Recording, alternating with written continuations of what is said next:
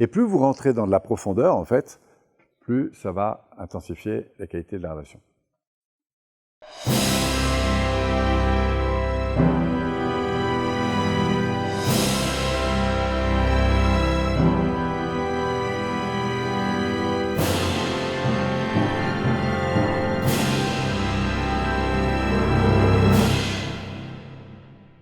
Dans la qualité des échanges que vous avez avec votre environnement, vous avez remarqué qu'il y a des strates, on pourrait dire d'intensité. Le niveau le plus pauvre de la relation, c'est-à-dire là où il y a le moins d'échanges, on appelle ça le retrait. Comme la retraite. On se met en retrait. Alors ce retrait, il est soit volontaire, je suis dans un groupe, j'ai envie de prendre un peu de recul, je fais de l'embrassage, je vais marcher seul. C'est volontaire, je me mets en retrait. Soit c'est parfois involontaire, c'est-à-dire que, parce que je suis un peu programmé comme ça dans mon système, j'ai une tendance à rester plutôt en observation, à peu interagir, à rester un peu... Vous voyez? Et du coup, j'aimerais bien, mais je manifeste en fait des comportements verbaux et non verbaux qui font que je reste dans cette posture de retrait. Alors le retrait, il y a très peu d'échanges, on va mettre juste un plus. Si on augmente et qu'on passe la strate au-dessus, et qu'on augmente ce facteur, on va trouver ce qu'on appelle les rituels. Alors le retrait, c'est par exemple, je suis dans un grand magasin, mais je ne dis pas bonjour forcément à tout le monde. Vous voyez, je peux être au milieu de tout le monde et en connexion avec personne en fait. D'accord ? Si je vous croise dans la rue de Pralot, je ne vais pas forcément dire bonjour à tout le monde, donc je vous croise, point barre. Par contre, je vous retrouve sur un chemin en montagne, comme il y a moins de monde, là je vais au moins vous dire bonjour. Pourquoi ? Parce que je vais passer dans ce qu'on appelle un rituel. Un rituel, ça veut dire que j'ai un niveau de relation un peu plus élevé. C'est au fond la converse que je vais avoir avec mes voisins, que je vois que très rarement. C'est voilà, les bonjours, bonsoirs qu'on peut avoir dans les... Ça va ? Vous êtes d'accord que quand vous commencez à dire bonjour à une personne, vous êtes passé à une autre strate. Et ce qui est très intéressant, c'est que le système nerveux, il va s'en souvenir. C'est-à-dire que la personne que vous avez croisée sur un sentier en haute montagne, si vous la revoyez pour le coup au casino du coin, vous aurez une petite attention du genre « Ah tiens, bonjour, comment ça va ?» Ok ? Pourquoi ? Parce que vous aurez touché un deuxième niveau de la relation. Ça marche ? Si on augmente, au-delà du bonjour, bonsoir, par exemple, vous vous retrouvez devant l'ascenseur est un peu long, et pour occuper l'espace, vous allez donc échanger, communiquer. Et en général, sur des trucs qui ne sont pas très engageants, du genre « Ah tiens, la BTO, ceci, cela », etc. Donc on va passer dans ce qu'on appelle ici du passe-temps. C'est un peu ce qui peut se passer parfois, c'est les longs repas de famille auxquels vous n'avez pas forcément... voilà. Et comme il n'y a pas vraiment d'objectif, on occupe un peu le temps à parler de ceci et de cela, mais... Hein ? Oui, on meuble, mais plus pour occuper le temps, pour attendre le dessert, quoi. Alors, ça ne veut pas dire que c'est un niveau qui est négatif. Mais on échange de choses, mais il n'y a pas d'objectif en fait. Et d'ailleurs, la preuve, c'est que si à ce moment-là, vous avez un appel téléphonique, vous prendrez l'appel. Si quelqu'un vous a... Voilà, d'accord ? La relation ne va pas durer. Je discute devant l'ascenseur, mais dès qu'il est arrivé, je prends l'ascenseur et je m'en vais. Pourquoi ? Parce qu'il n'y a pas d'objectif. Et c'est tout à fait OK. Mais dans le passe-temps, vous êtes sur un niveau d'échange qui est plus élevé que dans le rituel. C'est intéressant d'ailleurs, on pourrait prendre des anneaux comme ça et se dire, tiens, avec qui je suis plutôt en rituel ? Avec qui je suis plutôt en passe-temps ?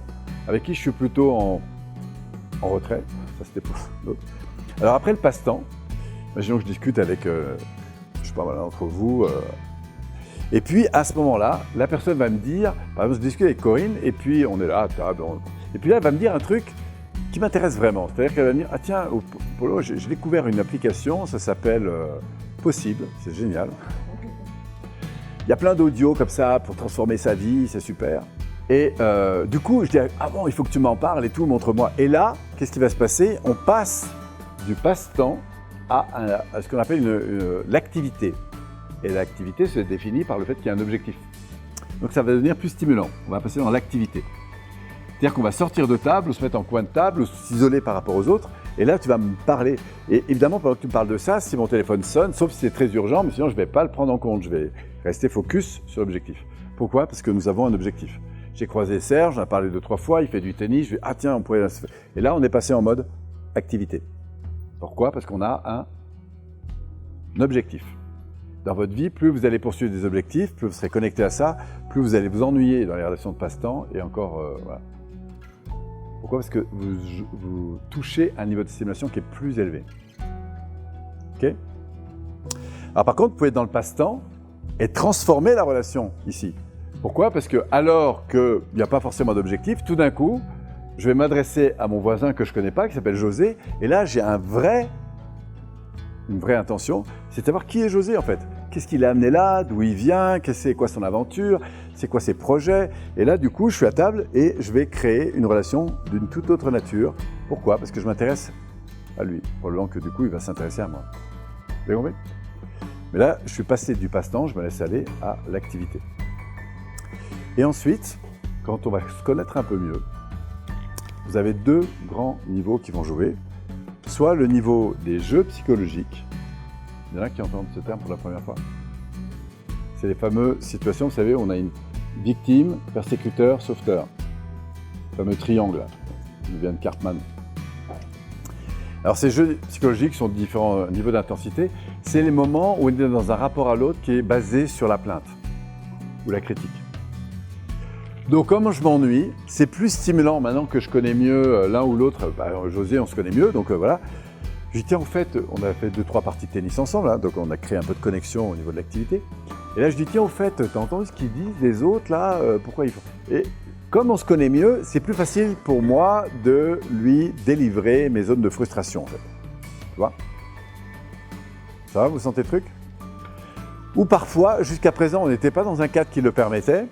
J'étais chez mes beaux-parents, mon conjoint dit un truc qui ne me plaît pas, mais je dis rien, parce que je suis là, je me tiens. Mais dès qu'on passe en intimité un peu plus forte, là, au fait, qu'est-ce que tu as dit, pourquoi tu dis ça? Et là, on est en mode jeu psychologique, qui est basé sur 2 points. C'est un, le zoom est mis sur le problème, et en plus, il y a expression du problème, la critique, en fait. D'accord? Donc, il y a des jeux de niveau 1, 2, 3, 4. Bon, je ne vais pas aller plus loin maintenant. Et puis enfin, on a le dernier niveau qui est le niveau le plus élevé, qu'on appelle l'intimité. Ce que mentionnait d'ailleurs Lionel hier, quand j'entre en intimité avec la personne, c'est quoi? C'est-à-dire que je suis vraiment à l'écoute de ce qu'elle vit, ce qu'elle ressent, et je suis aussi à l'écoute chez moi de ce que je vis, ce que je ressens. Donc je ne vais pas forcément parler des autres, mais je vais écouter José sur ce qu'il vit.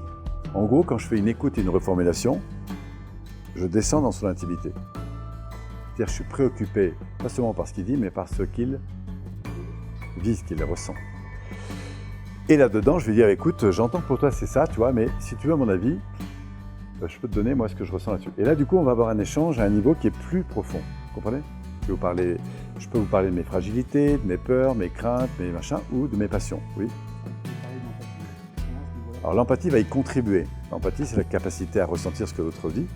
Et évidemment que ça va le faciliter puisque je suis à l'écoute de ce que tu vis. Donc du coup, je suis plus empathique.